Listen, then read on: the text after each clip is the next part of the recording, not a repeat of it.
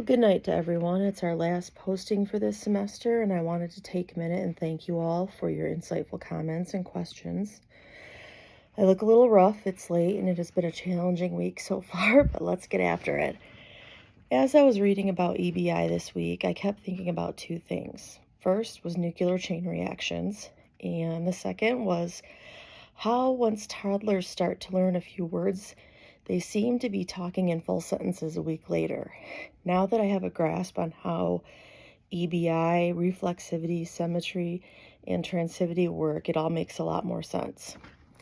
Here's a picture of a nuclear chain reaction. This probably is the best way.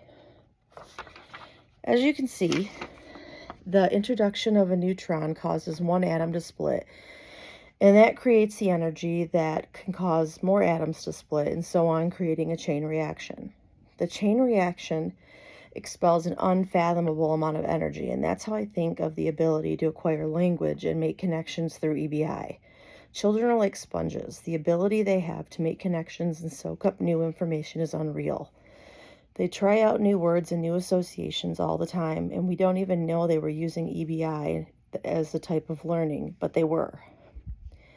Think about someone you knew when they were learning to talk.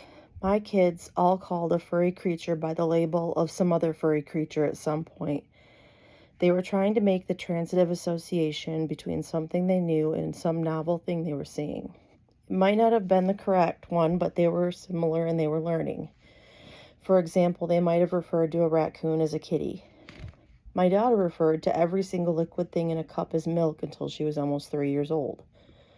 Unless they are corrected, kids try to make these connections that we now know are transitive associations on their own based on words they already know.